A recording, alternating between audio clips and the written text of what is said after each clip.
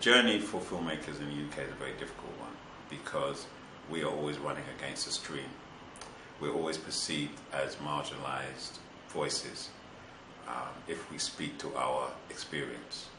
And so once you're viewed like that, you never then get access to the resources that you should, and you are never valued as a creative voice as you should. And so those combinations make the journey of a black filmmaker very difficult, and very few survive to kind of continue. Because I've known in my journey, I've known a lot of filmmakers who have been coming through from even the 70s who just couldn't survive in this environment.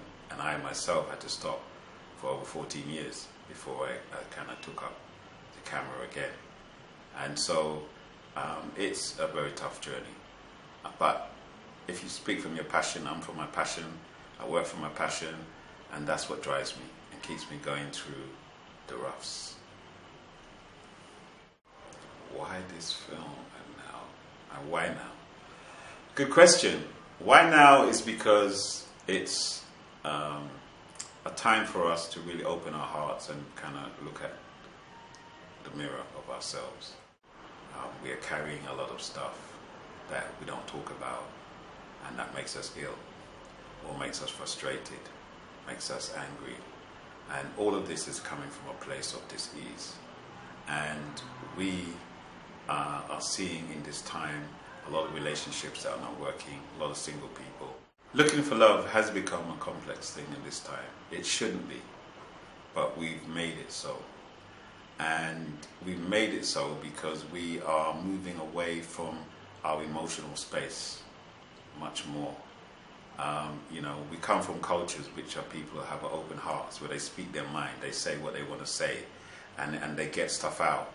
And we come into a culture where it's opposite, where everybody holds everything in and don't say what they mean. And so we're now negotiating between those two spaces. And what's happening is that we've kind of been influenced more away from the idea of opening your heart. Because in this culture, to open your heart is seen as a sign of weakness. And in this culture, love is not held up as a kind of great virtue. You're not going to see someone who has offered love to the world or doing those kind of things on the front page of a newspaper. For me, it's a time. It's time that we, as a man, as a woman, start to look at ourselves a little bit more deeply than we've been told in the society, and that we start to then unravel what it is that is making us feel the way that we do, and move away from the fact that we are, we are individual people, and see us as connected to our family, to our community, and to the world. And so move towards closer integration with each other, rather than what's happening now, where it's kind of, I'm an individual, and I'm happy with myself, my family doesn't matter, you know what I mean, I'm not connected to them, and so on. This kind of idea of the individual has become very strong in our society, and it's a false one, because we are carrying the baggage of our parents and our ancestors.